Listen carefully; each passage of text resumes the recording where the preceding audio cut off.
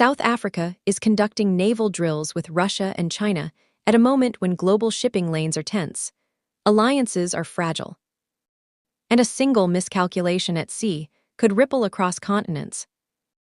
In just the past decade, multinational naval exercises have increased sharply, even as trust between major powers has thinned.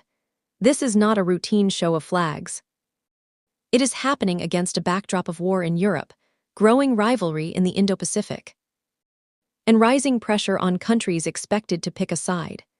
If you want to understand why this matters far beyond South Africa's coastline, subscribe now and stay with this story to the very end. At the heart of the controversy is Pretoria's insistence that these BRICS naval drills are essential, not provocative. Officials say this is about training, interoperability, and maritime safety, not geopolitics. Critics say that explanation barely floats. What we uncover in this video is how a single set of exercises has become a stress test for South Africa's foreign policy, its non-aligned identity, and its economic future. Watch closely, because the most surprising revelation comes much later, and it changes how these drills should be understood. Subscribe, and don't click away before the final section. So here's the question that frames everything. Can a country claim neutrality while sailing alongside global rivals at one of the most sensitive moments in recent history? As you listen, challenge yourself to track not just what South Africa says, but what its partners hear. If you find this kind of deep, no-noise analysis valuable, hit subscribe now and commit to watching to the end, because the final insight connects dots most coverage ignores. The drills themselves unfold off South Africa's eastern coastline, where warm waters meet some of the world's busiest trade routes. Warships maneuver, helicopters lift, and communication systems are tested under real conditions. On the surface, it looks like standard naval cooperation. Beneath that surface, every formation and radio exchange carries symbolic weight. For South Africa, this is a statement of sovereignty. We train with who we choose. For others watching, it feels like a geopolitical signal sent without words. Government officials defend the exercises by pointing to history. South Africa has trained with Western navies for decades, they argue, and no one questioned its motives then. The logic is simple. If cooperation with NATO members was acceptable, cooperation with BRICS partners should be too. Yet context matters. The global environment today is far more polarized, and neutrality is no longer a quiet stance, it is loudly scrutinized. Russia's presence is what sharpens the tension. With Moscow isolated by sanctions and war, any joint military activity draws intense attention. South African officials insist the drills were planned long before recent escalations, but timing has power of its own. Even routine actions can be reinterpreted when the world is on edge. That's the uncomfortable reality Pretoria is navigating. China's participation adds another layer. Beijing frames these exercises as part of South-South cooperation and maritime security. But for critics, China's expanding naval footprint globally makes every drill feel like a rehearsal for influence. South Africa, by hosting, is seen by some as lending legitimacy to that expansion, even if that was never the intent. Inside South Africa, reactions are split.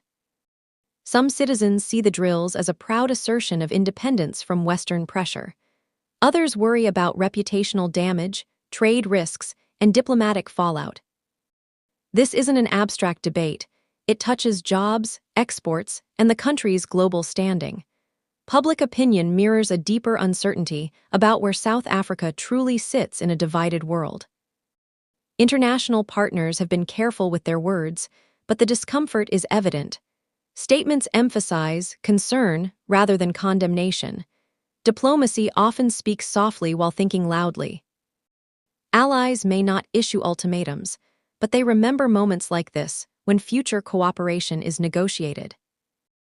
At its core, South Africa's argument rests on non-alignment, a principle rooted in its liberation history. The country has long resisted being pulled into great power blocs. The naval drills are presented as a continuation of that philosophy, not a betrayal of it. Whether the world accepts that framing is another matter entirely. Zooming out, BRICS itself is evolving. What began as an economic grouping is slowly exploring security cooperation, even if informally. These drills hint at that shift. They suggest a future where BRICS coordination extends beyond finance into strategic domains, changing how global power is organized. That possibility unsettles established powers. Naval exercises are not just about skills, they build familiarity, trust, and shared procedures. Over time, that matters. It lays groundwork that can be activated in crises. Observers understand this, which is why reactions are so intense. South Africa insists there is no hidden agenda. Officials repeatedly stress transparency, noting that observers are often invited and that exercises are publicly announced. Still, transparency does not neutralize interpretation. In geopolitics, perception often outweighs intent. Economics lurk behind every strategic move. South Africa relies heavily on trade with Western markets, yet it also seeks investment from BRICS partners. Balancing these relationships is like walking a tightening rope.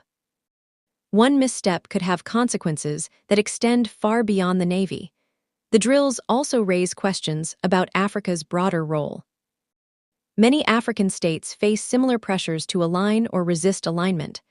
South Africa's choices set a tone, whether it wants to or not.